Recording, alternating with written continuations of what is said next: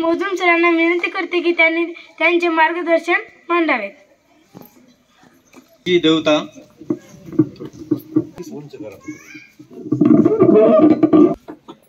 विद्येची देवता क्रांती ज्योती सावित्रीबाई फुले यांना प्रथमतः अभिवादन करतो। तसेच आजच्या कार्यक्रमाचे अध्यक्ष आदरणीय डी.के. कुलकर्णी सर, तसेच खजिने सर, माझे मित्र करीम सर आणि आदरणीय असे अकलोड सर। मित्रांनो, आज मला खरंच तुमच्यापेक्षा भाग्यवान मी स्वतःला समजतो, कारण आज माझ्यासाठी हे अविस्मरणीय क्षण आहे। आणि सुरुवातीला सांगतो की तुमचा जो अमूल्य वेळ आहे हे वाया जाऊ देणार नाही, कारण मी तुमच्या समोर आलो, मी सुद्धा म्हटलं त्या शाळेचं नुकसान न करता आज रजेवर आलो मी म्हटलं की माझा एक दिवस गेला तरी चालेल, पण माझ्या शाळेचा नाही गेला पाहिजे। तर याची जाणीव आहे की तुमचा एकही क्षण वाया जाऊ देणार नाही, कारण तुम्ही जर बघितलं तर माझं एवढं कौतुक केलं, अभिवादन केलं, मला एवढं स्वागत केलं, खरंच मी तुमचे सर्वप्रथम आभार मानतो। मित्रांनो, आभार याच्यासाठी की आज तुमच्या समोर बसला आहे मी सुद्धा तुमच्यासारखाच, आणि या शाळेमध्ये म्हणजे कोणत्या शाळेमध्ये? जिल्हा परिषद शाळेमध्ये। आज मला याचा जास्त आनंद होतो की एका जिल्हा परिषद शाळेमध्ये शिकणाऱ्या विद्यार्थ्याचा त्या जिल्हा परिषद शाळेमध्ये एवढं स्वागत होणं हे माझ्यासाठी भाग्यवान समजतो। आणि मित्रांनो, तुम्हाला सांगायला आनंद वाटतोय, अकलोड सर, तुमची संजना राठोड आहे ना? संजना आहे की नाही? नंतर तशीच तुमची ईश्वरी राठोड यांचं मी जे ऐकलं ते एका दिवसाची सुरुवात इंग्लिश मध्ये बोलणारी मुलगी, काय नाव तिचं? डेली स्पीच इंग्लिश मध्ये, तिचं ऐकलं होतं फेसबुकला की तुम्ही माझ्यापेक्षा खूप सुंदर बोलता, परंतु तरी पण मी माझ्या पद्धतीने तुम्हाला बोलण्याचं मार्गदर्शन करण्याचा प्रयत्न करेन। सर्वप्रथम मोकळे व्हा, काय चालू जी बाटी खाली मी गोरमाटी सनी जरा मोकळं बोला ना। डी.के. सर, तुम्हाला सांगायला वाटतं की आज मला अक्षरशः माझं बालपण आठवतं, कारण हे जे बंजारा समाज आहे तर आमच्या गावामध्ये 2 तांडे आहेत आणि आमचे वडील अजूनही पंचक्रोशीमध्ये कोणी शिवत नाहीत, अशी ज्या फडकी, कांदे लावून शिवणारे फडकी आणि याडीची चोळी माझे वडील खूप मन लावून शिवायचे। आणि अब्दुल भाई म्हणून सगळे, अब्दुल टेलर म्हणून पंचक्रोशीत प्रसिद्ध होते, आणि त्याच्यामुळं माझा आणि या समाजाचा खूप जवळून अनुभव आलेला आहे आणि बालपण माझं सुद्धा यांच्यामध्ये गेलेलं आहे। आज मी जिल्हा परिषद शाळेचा मुख्याध्यापक म्हणून जरी असेल तरी मला अगोदर आठवतं माझी जिल्हा परिषद शाळा। विद्यार्थी मित्रांनो, तुम्ही आज इथे बसला आहात तर तुम्ही उद्या इथे आहात, कारण मला एवढ्यासाठीच इथे आमंत्रित केलं सरांनी की सर, एक जिल्हा परिषदचा विद्यार्थी सुद्धा कुठे पर्यंत जाऊ शकतो।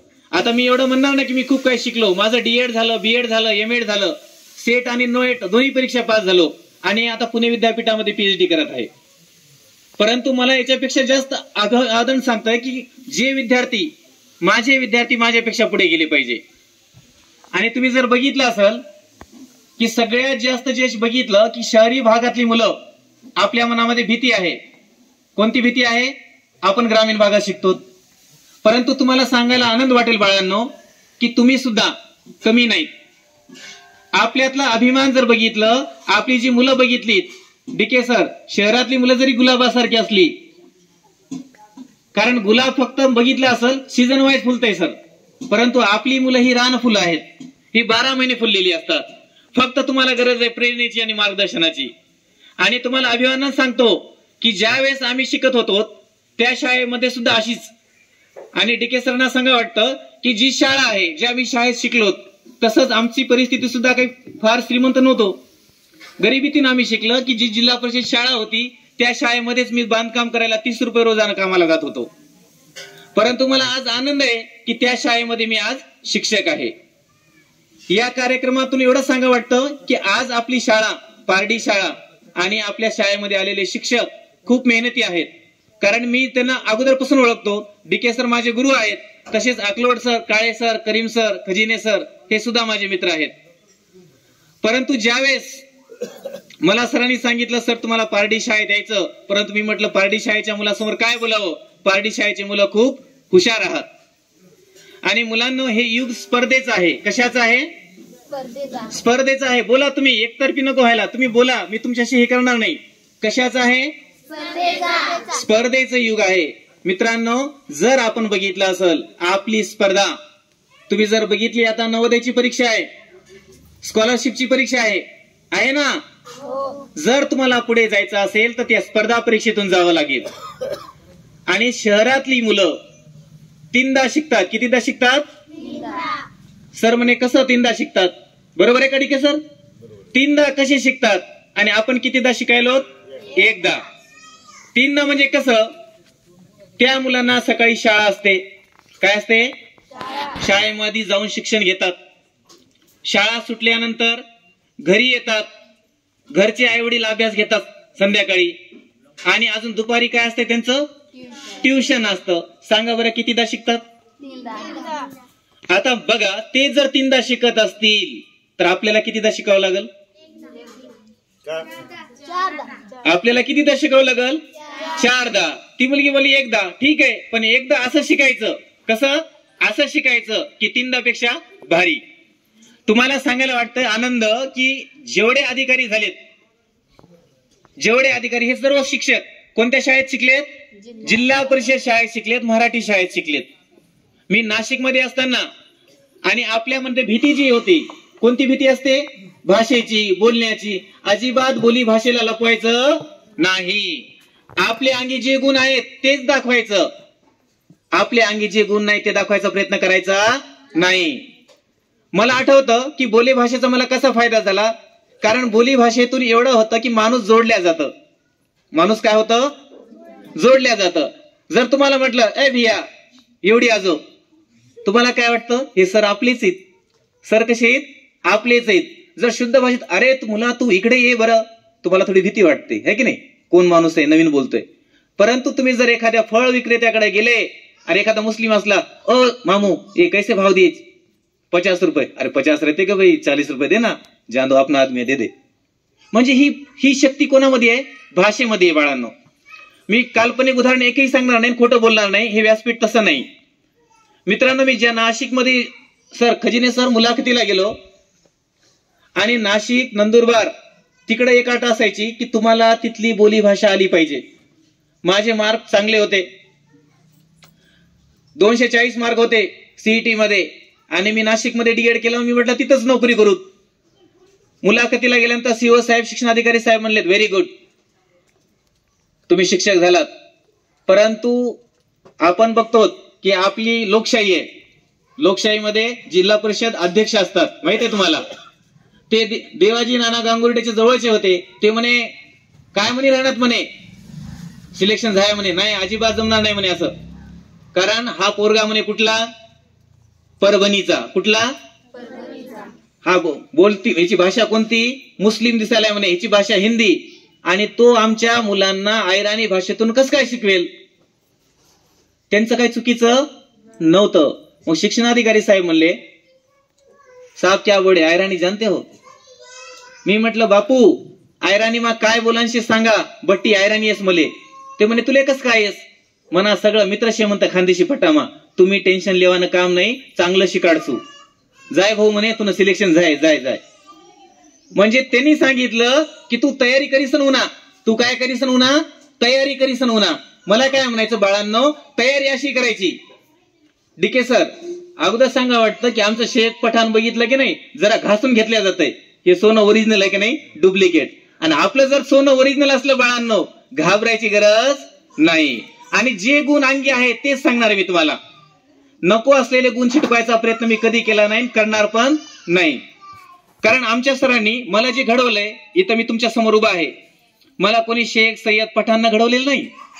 मला घडवलंय इथं डीके सर आहे म्हणून सांगिनत, गोपाळ वासुदेव कुलकर्णी, आर्वीकर सर या मोरेगावचे केंद्र प्रमुख होते.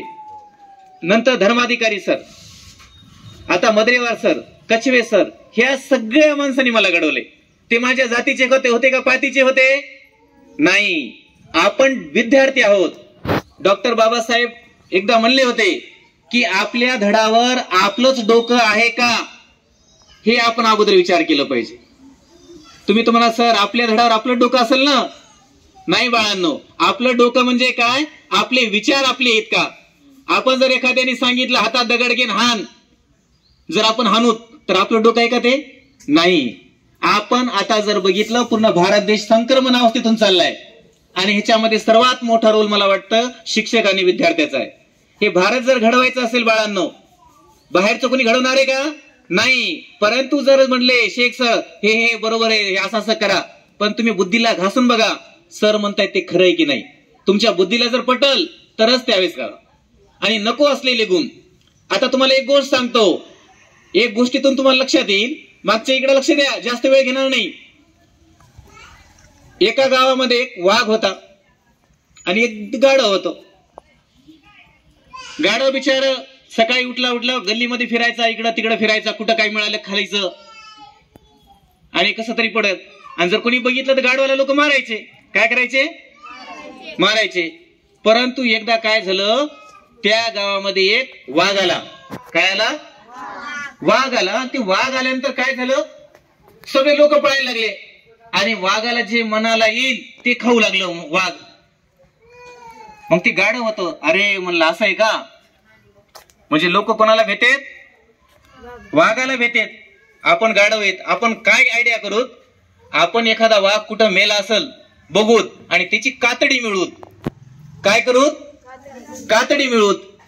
बराच प्रयत्न केल्यानंतर त्याला एका दिवशी खरोखर एक मेलेल्या वाघाची कातडी काढली आणि त्यांनी काय केलं, ती कातडी आपल्या अंगावर पांघरली आणि काय केलं, अंगावर कातडी पांघरून आला पळत गावात.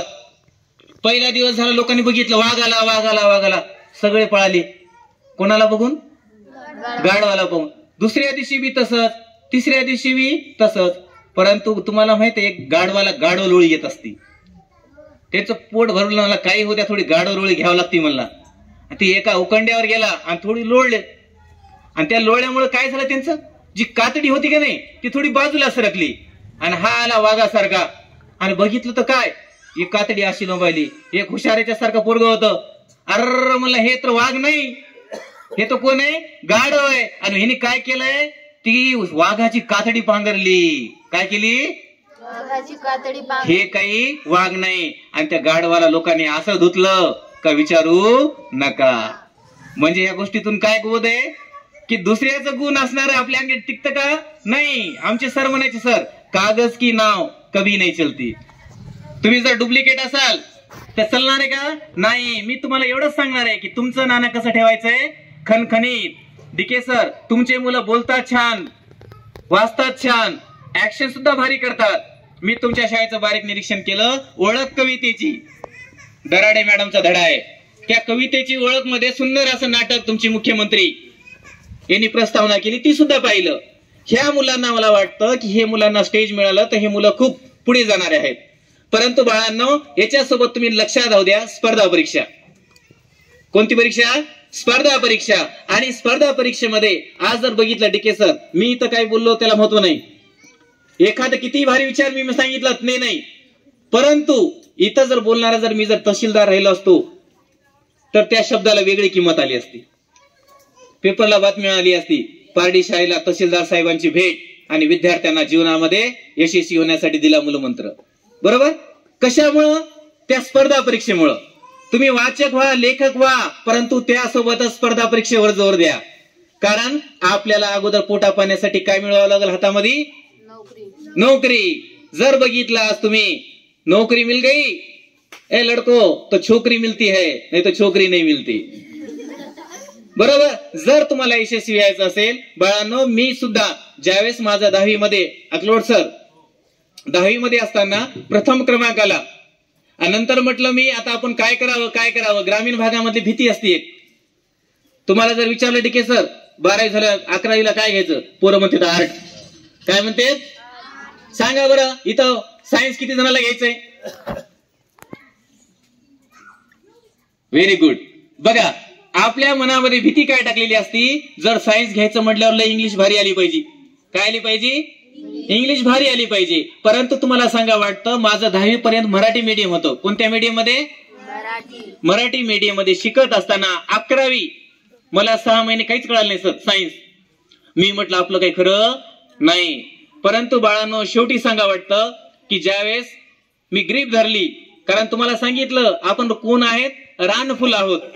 रानफुलं कधी कोमेजून जात नाहीत. आपल्याला काय केलं, 11वी 12वी आणि आमचे एक सर होते ढगे सर, ते म्हणे मोजम तुला ट्युशन नाही तर काही अडचण नाही, परंतु या कॉलेजमध्ये तू पहिला आला पाहिजे.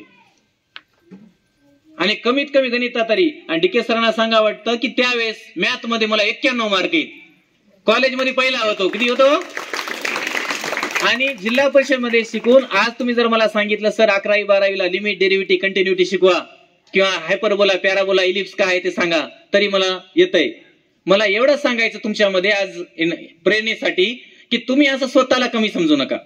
स्वतःला कमी समजू नका. बरेच विचारवंत म्हणले शिक्षणामध्ये जीवन बदलण्याचं सामर्थ्य आहे. एकमेव साधन काय असं? जीवन आणि जग बदलण्याचं सामर्थ्य शिक्षणात आहे. आणि शिकायचं कोणासाठी बरं? तुम्ही बोला. शिकायचं कोणासाठी? स्वतःसाठी. अजून? Very good. बर. बघा, माणूस काय होता सर, ज्यावेळेस पोटाला चिमटा पेटतो त्यावेळेस माणूस पेटून उठतो. कधी? ज्यावेळेस जीवावर बेतती त्यावेळेस माणूस पेटून उठतो. सॉक्रेटिस खूप मोठा विचारवंत होता. सॉक्रेटिस कोण होता?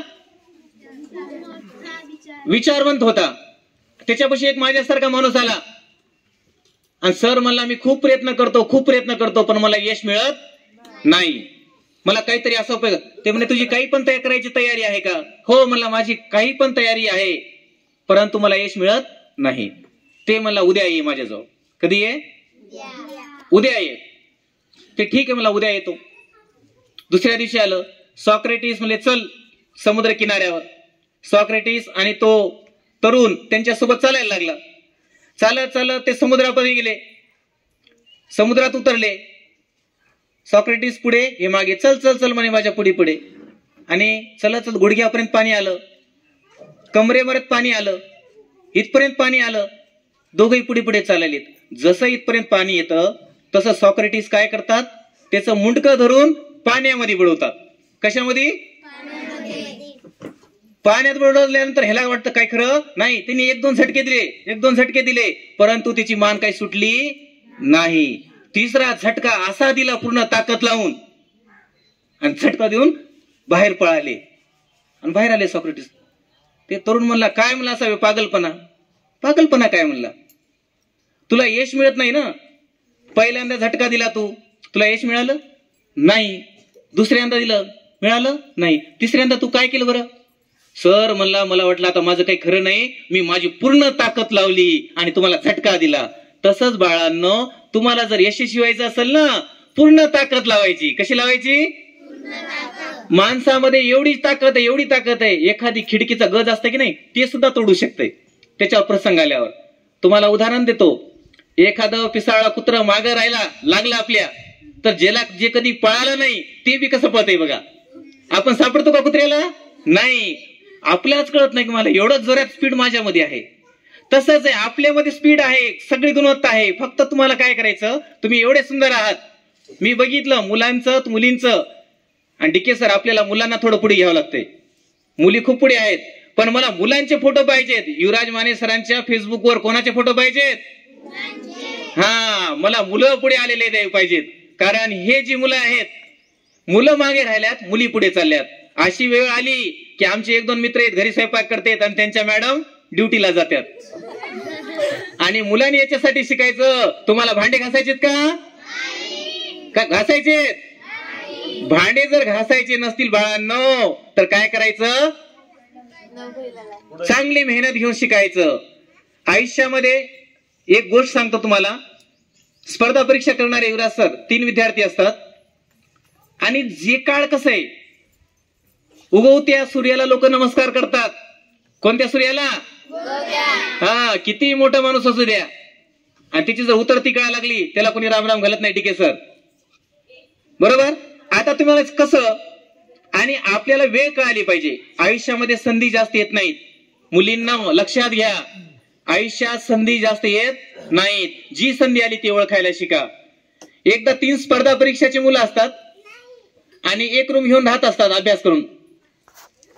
आणि त्यांनी काय ठरवलं, शेजारी पाजारी चांगली ओळख होती. एका मावशी, त्या मावशी बसल्या तशा मावशी चांगल्या मायाळू होत्या. हे 3 पोरं अभ्यास करतेत. आता काय, आज नागपंचमीचं चांगलं ताट केलंय. काय केलंय? ताट केलंय. हे बाजूला मुलं राहते 3, यांना द्याव, हे थोडं थोडं खातील. परंतु ते एमपीएससीचे अभ्यास करणारे पोरं होते किती जण? 3 जण. किती जण होते? आणि ताट किती आलं? आता तुम्ही म्हणाल मावशीला, मावशी 3 ताट द्या ना.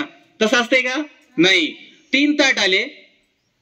3 जण काय म्हणले, एमपीएससीचा अभ्यास. यार म्हणे खमंग वास यायला, सगळं राईट आहे म्हणला. परंतु हे 3घांना वाटून खाल्लं तर कोणाचंच पोट भरणार नाही. भरल का? ते एकाच पोट भरल. आपण असं करूत ना म्हणला. कसं की आपण आता झोपी जाऊ, रात्र झाली, आणि ज्याला सगळ्यात सुंदर स्वप्न पडेल तो सकाळी उठून हे ताट खाऊन टाकील. आणि ते वैचारिक होते. ते मला ठीक आहे, ज्याचं स्वप्न भारी असेल त्यांनी काय करायचं, हे ताट खाऊन टाकायचं. त्यांनी भरपेट खाऊन टाकायचं. बरं ठीक आहे म्हणे, चला. 3घही झोपले. काय झालंय, रात्री झाली, सकाळी उठले. चला म्हणे, तोंड धुतलं आणि चला म्हणे, आता सांगा बरं एकाचं स्वप्न सांगा. अरे मी, एक जण म्हणला पहिला, अरे मी रात्री स्वप्न एवढं सुंदर पाहिलं, एवढं सुंदर पाहिलं, लय सुंदर स्वप्न पाहिलं. मी स्वर्गामध्ये होतो, 3ऱ्या आसमानावर होतो. तिकडं काय देव होते, काय खायला होतं, काय बगीचा होता, काय गार्डन होतं, गुलाबजामुन काय होते. लय भारी माझं स्वप्न. हे दुसरे 2 परेशान झाले, ह्याचं स्वप्न भारी दिसायले. दुसरं म्हणला, अरे तू तरी 3ऱ्या आसमानावर होता, मी 5व्या आसमानावर होतो. 5वें आसमान पे था. कितवे आसमान पे? हे गुलाबजामुन काय नाही म्हणे, याच्यापेक्षा लय भारी भारी पदार्थ होते, त्याचे नाव सुद्धा मला माहित नाहीत. अरे म्हणला, हे दुसऱ्याचं स्वप्न भारी दिसायले. 3रा होता शेवटचा. ते म्हणे, तुझं स्वप्न सांगणार आहे. काय झालं, तुझं काय स्वप्न पडलं? अरे म्हणे, काय झालं, मला रात्री मी भयानक स्वप्न पाहिलं. काय भयानक स्वप्न पाहिलं? काय होतं स्वप्न? अरे म्हणला, एक जण आला म्हणला, कोणीतरी होतं, मग अशा नड्यावर अशी छुरी लावली आणि म्हणला, उठ, ते ताट खाऊन टाक आधी. काय कर, उठ, ते खाऊन टाक आधी. मी उठलो म्हणला, रात्री 10 वाजता सगळं खाऊन टाकलं. अरे रे येड्या म्हणे, आम्हाला उठवायचं ना म्हणे. अरे मी तुम्हाला लई हलवलं, तू कोणत्या 3ऱ्या आसमानावर होता आणि हे तर 5व्या आसमानावर होता म्हणला. आता मी तुम्हाला कसं उठवू, तुम्हाला लई उठवलं, परंतु तुम्ही काय उठू शकले नाही. म्हणून मी ते ताट काय करून टाकलं, खाऊन टाकलं. म्हणजे मला एवढं सांगायचं की आपण काय राहायचंय, हजर जबाबी. तुम्ही जरी आज येडे राहाल तर तुम्हाला जग पुढे येऊ देणार नाही. जर म्हटलं काय झालं, yes sir, yes sir, no म्हणायचंच नाही. डीके सरला माहित आहे, कोणी साहेब आलं येस सर, पुढच्या वेळेस होईल 100%.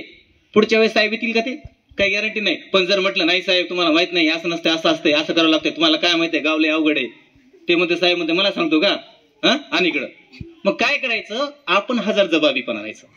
मुलांनी हे शिकायचं, काल्पनिक जगामध्ये जगायचं नाही, वास्तव जगामध्ये.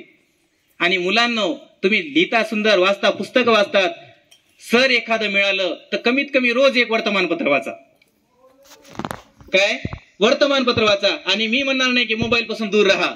मोबाईल पासून दूर राहणं आजकाल अशक्य आहे. आणि जर मी तुम्हाला म्हटलं मोबाईल पासून दूर राहा तर माझी अवस्था अशी होईल, मैं नकटा तू नकटा, जो है लंबे नाक वाला वो भी है की नाही, ये दुनिया नकटों का मेला है, जो न है लंबे नाक वाला वो भी नकटों का चेला है. म्हणजे मी जर सांगितलं मोबाईल वापरू नका, पण मला दूर व्हावं लागेल. पण मोबाईल पासून दूर जाणं शक्य नाही. मोबाईलचा आपल्याला अभ्यासासाठी कसा उपयोग करता येईल हे आपल्याला बघायचंय. आणि डीएड मध्ये असताना सुद्धा बऱ्याच गोष्टी शिकलो आम्ही. आम्हाला ज्यावेळेस घडवलं आमचे सर होते, त्यांनी सुद्धा बऱ्याच गोष्टी शिकवल्या. आणि आयुष्यामध्ये बाळांनो, मी आज तुमच्या पुढे आहे, जास्त वेळ घेणार नाही, 10 मिनिटच घेतो आता. युवराज सर सांगायला आनंद वाटतं की मी मनपासून सांगतो की मला एवढंच करायचं होतं, बालपणापासून माझी आई दुसऱ्याच्या शेतात कामाला जायची. तुमची आई जशी जाते तशी माझी आई दुसऱ्याच्या शेतामध्ये, त्यावेळेस मावशी 20 रुपये रोज होता खुरपायला. आणि आमची आई शनिवार रविवारी मला घेऊन जायची. तर मला असं वाटत होतं की मी तर काही भंगार विकून खाल्लं असतं तरी मी जिवंत राहिलो असतो, परंतु मला माझ्या आईच्या हातातलं खुरपं बंद करायचं होतं. माझ्या आईला दुसऱ्याच्या शेतात कामाला जाऊ द्यायचं नव्हतं. ही माझी बालपणापासून माझ्या मनाला वाटायचं आपली आई दुसऱ्याच्या शेतात जाते, हे दुःख होतं. आणि बाळांनो, जशी तुमची आई जाते आज, जसं मी माझ्या बालपणामध्ये ते ध्येय ठेवलं, आणि आज युवराज सर तुम्हाला सांगायला आनंद वाटतं की माझी आई ज्या शेतामध्ये कामाला जात होती त्याच्यातलं 2 एकर शेत मी घेतलं. म्हणजे माझ्या आईला एवढा आनंद झाला की ज्या पाटलाच्या शेतामध्ये मी खुरपायला जात होते, माझ्या मुलानं ते शेत आज विकत घेतलं. याच्यासारखा आनंद आपल्या आई वडिलांना आपण दुसरं देऊ शकत नाही.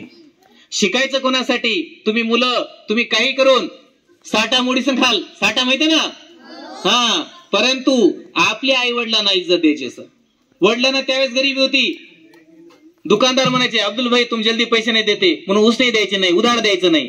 परंतु आज प्रत्येक दुकानदार म्हणते लेके जाओ ना, क्या लगता है तो लेके जाओ, हा सराईबासे पैसे देते. म्हणजे ही इमेज आपल्याला आपल्या आई वडिलांची करायची. आणि हे जे आनंद आहे बाळांनो, हे आनंद स्वर्गापरी, आपण स्वर्ग तर बघितला नाही, बघितलं का नाही, परंतु आपल्या आई वडिलांचा मान कसा ठेवायचा. आणि आपल्यामुळं मुलींना सांगतो की हे काळ खूप भयानक आहे. नको नको त्या गोष्टी वाचायला येतात सर, बोलता येत नाही. आपण जर बघितलं तर नको त्या गोष्टी पेपर वर्तमानपत्र वाचताना हृदय द्रावत आहे. माने सरांसारख्यांचं, आमच्या सारख्यांचं ही बातमी वाचावं आणि आम्ही जिवंत असावं हे आम्हाला दुःख वाटतं. जर कालची मालेगावची घटना असेल, जर हे करायचं असेल, मुलींना तुम्हाला स्वतःच्या पायावर सक्षम व्हायचंय. मी माझ्या 7वी 8वीच्या मुलींना सांगायचं की तुम्ही पुढे शिका, फक्त एकच काम करा, मजबूत टाचाची, मजबूत हिलची सँडल घ्या. काय घ्या? सँडल घ्या. सँडल कशासाठी? जर माझ्याकडे कोणी वाईट तोंडानं बघितलं तर त्याचं काही खरं नाही. तुम्ही जर हसले तर फसले. हे वय आहे, किशोरवयीन मुलामध्ये मी तुमचं टर्निंग पॉईंट सांगतो. माझं कसं घडलं, मी इयत्ता 9वी मध्ये असताना, काल्पनिक गोष्ट नाही, डिके सर, मोरे सर, अजूनही तामसवाडीचे मोरे, आम्ही नृसिंह विद्यालय ब्रह्मपुरीत भाऊच्या शाळेत शिकत असताना 9वी मध्ये असताना, माणूस चंचल असते, कोणाला भेट नाही, त्या मास्तराचं काही खाल्लंय का हे तुम्हाला येणार आहे. आता 7वी 8वी 9वीला आपण कोणाला मोजत नसतो. माझ्या बापानं मध्ये कधी हात लावला नाही. मुलगा म्हणते, काय म्हणते, मी माझ्या बापाला भेट नाही. एक असं गुरुजीला म्हणला, मी माझ्या बापाला सुद्धा भेट नाही. आणि पोरगा काय करू लागलं, तंबाखू खाऊ लागलं. आणि ते सर म्हणले, अरे तंबाखू खाऊ नको ना, तंबाखू असं नसतंय. गुरुजी तुम्ही काय सांगायला, मी माझ्या बापाला भेट नाहीत. आणि तेवढ्यात योगायोगाने त्याचा बाप तिकडून येऊ लागला आणि तिने असं असं तंबाखू होती तो मागात. गुरुजी म्हणले, बघ आता कसं काय बेलास की नाही बापाला. अहो गुरुजीला नाही, बापाला नाही भेलो मी तंबाखू आहे म्हणला, मग बाप घेते म्हणला आता हातातली, हा, आणि ते खात आहे म्हणला, त्याच्यामुळे मी हात मागे केला. अशी अवस्था होऊ द्यायची का आपली? नाही. मला माहित आहे, आपण जर बघितलं की आपल्या आजूबाजू परिसरामध्ये सुद्धा काय तंबाखू खाणारे, गुटखा खाणारे, नशामुक्ती, बरोबर. आणि काही वडिलांचे, युवराज सर एक प्रसंग असा आला की शाळेमध्ये माझ्या मुलाला सांगितलं, एकदम मारलं, अभ्यास का बरं केला नाही सांगितलं, नंतर घेतो सर, का बरं अभ्यास केला नाही. त्याने 1 नाही 2 नाही, मी 1-2 टाकले त्याला आणि त्याला खूपच जास्त लागलं. ते म्हणला, सांगू सर. मी म्हटलं काय झालं सांग. सर मला रात्री बापान जास्तीच पिली होती. रात्री 8 वाजल्यापासून आमच्या घरी धिंगाणा होता. रात्रभर वडिलांनी आईला झोपू दिलं नाही, मारलं म्हणला. आणि तेवढ्या ह्याच्यामध्ये कसा अभ्यास करू तुम्हीच सांगा. होईल का अभ्यास? होईल का बाळांनो? ही माझी परिस्थिती, तुमची परिस्थिती असू शकतात. मला एवढं वाटतं की शिक्षकाने सुद्धा मुलाला समजून घेणं खूप गरजेचं आहे. नाशिकमध्ये असताना एक अशीच 3री 4थीची मुलगी रोज उशिरा यायची. मी फटकाराला 2-3दा हाणलं मारलं, रोजच मारायलो, पण तिच्यामध्ये काय बदल व्हायचा नाही. एक जण बघितलं एकाने, सर मला त्या मुलीला का बरं मारला रोजच. अहो म्हटलं रोजच उशिरा येली, रोजच शाळेमध्ये उशिरा येली, मग तिला मारतोच म्हणला. सर म्हणला तसं नाही म्हणला, ही जी 3रीतली पोरगी आहे ना म्हणला, तिची आई वारली म्हणला. काय झाली? आई वारली. ही एकटी 3रीतली मुलगी आई वडिलांची भाकर स्वयंपाक करून तुमच्या शाळेत येते म्हणला. आता सांगा बरं, चुकीचा मी होतो का ती मुलगी होती? मी होतो. कोण होतो? मी. हा, मला हेच सांगायचं की मुलांना सुद्धा समजून घेणं फक्त मुलांनाच नाही, शिक्षकांचं सुद्धा मोठं काम आहे. आणि एक शिक्षक होते, असंच चहा घेऊ लागलो सर हॉटेलमध्ये असताना, काल्पनिक गोष्ट नाही. आणि तेवढ्या ते पोरग आलं रुमाल घेऊन, सर काय देऊ, चहा देऊ का नाश्ता देऊ? ओळखलं की नाही? ते सर म्हणे नाही रे ओळखलं नाही. अहो सर मी नाही का, तुम्ही आमच्या गावात शाळेत होते आणि तुम्ही मला चौथीला असं मारलं होतं की मी शाळा सोडून दिली होती. शाळेत मग ते गुरुजी त्यावेळेस नाही बाहेर आला, म्हणले मोजम मुलांना येऊ का नाही येऊ? खजिने सर मुलांना मारायचं नाही. माझ्यामुळे एक मुलाचं शिक्षण तुटलं, तो मुलगा आज हॉटेलमध्ये वेटर करतो, हे मला दुःख झालं. बरोबर? म्हणजे त्या सरांनी सांगितलं की मारायचं नाही, मारण्यानं कोणी सुधरत नाही. जसं आपण म्हणतो कशानं, कीर्तनानं कोणी सुधारलं नाही आणि नाटकानं कोणी बिघडलं नाही. तसं बाळांनो हे किशोरवयीन, पुढचं सांगतो तुम्हाला. आता तुम्हाला खरं सांभाळायची गरज आहे सर. 7वी पर्यंत आठवतंय सर मला, 7वी पर्यंत मुली खूप चांगल्या असतात, मुलं खूप चांगले असतात.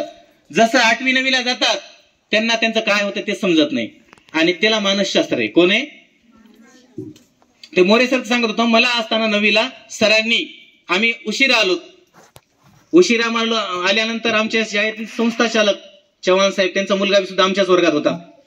त्या सरांनी काय केलं, असं मारलं हातावर छडी आणि बस म्हणे वर्गात अमोल.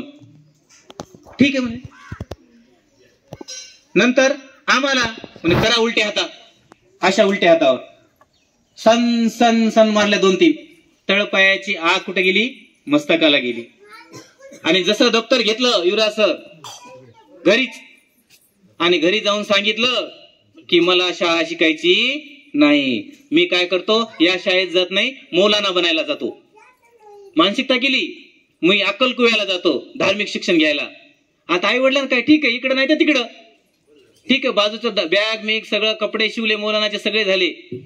परंतु आयुष्यात टर्निंग पॉईंट कसं असते, अजूनही मिलिंद सराफ म्हणून शिक्षक आहेत. 15 दिवस झाले, कोणी ना मी आवडीचा होतो त्यांचा, आणि ते म्हणे मोजम का बरं येत नाही? सर म्हणे असं असं झालं, त्यांनी शाळा सोडून दिली, शाळेत येईन. खोटं सांगत नाही, 15 दिवस शाळेत गेलो नाही. नंतर एक दिवस सराफ सर घरी आले, आणि नंतर त्यांनी माझं दप्तर घेतलं आणि तुला कोणी मारणार नाही म्हणे, चल तुला परत शाळेत जायचं आपल्याला, असं करू नको, तू हुशार आहेस, तू चांगला माणूस होशील, चांगला हे व्हायचं. आणि त्या सराफ सर मुळे मी कुठे आज इथं आहे. कुठं आज भेटले तरी म्हणतात कुठं मौलाना राहिला असतास म्हणे, तू आज चांगला देशासाठी काय मिळाला, शिक्षक मिळाला. आणि मी म्हणतो मुलांना, हे जे वय असतंय 14 ते सगळ्यात भयानक वय असतंय. कोणतं? 14 ते 18 या वयामध्ये जर स्वतःला सांभाळलं तर नंतर तुम्हाला स्वतःला सांभाळायची गरज नाही. वाईट घटना ह्याच काळात घडत असतात, 14 ते 18 नंतर काही घडत नाही. तुम्ही जर किती वर्ष लग्न नाही केलं तरी ती काही वाईट घटना घडत नाही. तेवढं परिपक्वता येते. मी आज बघितलं इथं युवराज सर की तुमची मुलं खूप सुंदर आहेत, बोलायला सुद्धा, परंतु मला खूप आनंद झाला की तुमच्या मुलांकडून खूप काही मला शिकता आलं. सर जसं म्हणतायत की प्रत्येक मूल म्हणजे हे सृजन असतं आणि नवनिर्मिती असतं, एक आनंदाचं झाड असतं. मित्रांनो, मी तुमच्या समोर काही तर ज्ञान पाजळण्यासाठी नाही आलो, तर मला म्हटलं की आज काहीतरी शिकायला मिळत. आणि खरोखरच मला आनंद वाटला सर की ज्ञानपोई ते लिहिणाऱ्या मुली होत्या, तुमच्या एवढ्या सुंदर परिपाठ घेणाऱ्या मुली होत्या, आणि एवढ्या सुंदर आहात. फक्त याला थोडी आपण म्हटलं अजून थोडा तुमचे खूप छान सुंदर आहे. फक्त मला एवढंच वाटतं की स्पर्धा परीक्षेची जोड दिली तर आपण नक्कीच या शाळेचं नाव, युवराज सरांचं नाव आणि आपल्या गावाचं नाव खूप रोशन कराल. आणि मला एवढंच सांगता येईल की कितीही परिस्थिती वाईट आली, कितीही आलं तरी खचून जायचं नाही. कारण आमची आजी म्हणायची, अरे मुसलमानों को का नौकरी लगती? एकच वाक्य होतं, खरं बोलतो तुम्हाला डीके सर, मुसलमानों को का नौकरी लगती? ती आजी आज जिवंत आहे. आजीला म्हटलं, नानी मुसलमानों को भी नौकरी लगती, खाली मुसलमान अच्छा होना. हाँ तुमको क्या बनना चाहिए? तुम्ही म्हटलं पिक्चर बघितला असेल, कामयाब बनो. क्या बनो? नहीं तो काबिल बनो. कामयाबी झक मार के पीछे आएगी. आमिर खानचा डायलॉग. तुम्ही काय बना, तुम्ही एवढा एलिजिबल बना. आता मला माहित होतं का, मी कधी स्वप्नातही बघितलं नाही की डीके सर माझं स्वागत करतील, माने सर स्वागत करतील, मला बोलवतील. मी हे करून माझं काम केलंच नाही सर. मित्रांनो, माझं एवढंच सांगा वाटतं डीके सर की माझी मुलगी 8वीला आहे, जास्त हवेत बोलणार नाही. 8वीला आहे, माझं एवढं टार्गेट असतं, मी 8वीला शिकवतो ना, असं शिकवतो की माझ्या मारियाला शिकवतोय, माझ्या मुलीला शिकवतोय. आणि तुम्हाला सांगायला आनंद वाटतं की माझी मुलगी होल्डर झाली स्कॉलरशिप, माझे मुलं सुद्धा शाळेतले सर होल्डर झालेत. नाही तर मी बघितले की शिक्षक म्हटलं की समाजाचं म्हणणं आहे हम दो हमारे दो, फक्त 10 ते 4 शाळा. 10 ते 4 शाळा केल्यानं काही होत नाही. तुम्हाला जर वेगळं काही करायचं असेल तर 10 ते 4 या नंतरच वेळ द्यावा लागतो. आणि अजूनही बाळांनो, मला डीके सर सांगितलं, आता सांगायला आनंद वाटतं की मी डिग्री शाळा घेतली, ते आव्हानाचं चॅलेंज स्वीकारलं. मी म्हटलं नेमकं माणसं सगळी सारखी असतात. माणसं कशी असतात? मुलं सगळी सारखी असतात. मग फक्त मला मुलं द्या. आणि तसं म्हटलं सर, एक जण म्हटलं सर, मी म्हटलं आमच्याकडून काय अपेक्षा आहेत सांगा. एक जण म्हटलं तुमच्याकडून एवढ्या अपेक्षा आहेत सर म्हणे. बोला बोला म्हटलं, बोला 2 शब्द मला बोला. की गुरुजींनी गावात राहावं, हा नियम आहे म्हणे, तुम्ही गुरुजींनी वागा. मी म्हटलं तात्या वा व्हेरी गुड, एवढंच, अजून दुसरं सांगा म्हटलं. मी म्हटलं आम्ही 4घी जण गावात राहायला तयार आहोत, फक्त शर्ती एक, अटी एक, आमचा ऐकावं लागेल, गावातला एकही मुलगा शेलूच्या शाळेत गेला नाही पाहिजे. कोणत्या शाळेत? आम्ही गावात यायला तयार आहोत, फक्त तुम्ही एवढं घेता का गॅरंटी की या गावातला एकही मुलगा तिकडे जाणार नाही? ते म्हणे सर लईच अवघड आहे. नाही म्हटलं, आमची तयारी आहे, शिक्षक म्हणून आम्ही काही करायची तयारी आहे. जसं विश्वास नांगरे पाटील म्हणतात, माझी नरकात सुद्धा जाण्याची तयारी आहे, फक्त त्याला कारण स्वर्गीय असलं पाहिजे. शिक्षकाचं तेवढंच आहे, विद्यार्थ्यांसाठी जे खरा शिक्षक आहे. आणि तुम्ही भाग्यवान आहात की तुम्हाला इथं चांगले शिक्षक मिळालेत. बाळांनो, ह्या शिक्षकाकडून काय घेता येईल, तुम्हाला कसं घेता येईल, हे प्रत्येकाकडून कसं घेता येईल हे बघा. आणि हे समाजामध्ये आपल्याला तावून सुलाखून निघायचंय. आणि एवढे वाड्या पाड्या तांड्यावरचे मुलं तुम्ही जर बघितलं असेल की आपल्या समाजाकडे एक वेगळ्या नजरेने पाहण्याची भावना होती आमच्या गावात सुद्धा. परंतु आज तुम्हाला अभिमानात सांगा वाटतं, माझे 15-20 पोरं पोलीस भरतीमध्ये आहेत, कोणी चांगल्या चांगल्या पदावर आहेत. आणि आपल्या पवार मॅडम आलत्या, त्या तहसीलदार होत्या परभणीच्या. तर त्यांनी तहसीलदार असताना त्यांनी ज्या मुलांना सर कास्ट सर्टिफिकेट नव्हती, ज्यांना राशन कार्ड नव्हते, अशा मुलांना सुद्धा त्यांनी हे केलं. मला एवढीच अपेक्षा, Yuvraj sir, Akalod sir, DK sir, Karim sir, Kale sir आहेत, यांच्या सानिध्यात या तांड्यातून एखादा तरी तहसीलदार, एखादा तरी IAS झालं तर नक्कीच या शाळेचं, युवराज सरांचं आणि या सगळ्या शाळेचं, डीके सरांचं नाव होईल. आणि मी जास्त न बोलता की तुम्ही माझं एवढं कौतुक केलं भरभरून, तुमचा वेळ अमूल्य असा आहे, कौतुक केलं, मला बोलवलं. युवराज सरांचं 1 वर्षापासून धडपड होती, परंतु परवा दिवशी डीके सरांचा फोन आला, मला नाहीच म्हणता आलं नाही. आणि मी म्हटलं ठीक आहे सर, येतो. आणि या सरांना, सर्व गुरुजनांना मला सन्मान दिला. आणि तुम्ही एवढं हे दिलं त्याबद्दल तुमचे सुद्धा खूप खूप आभार मानतो. आणि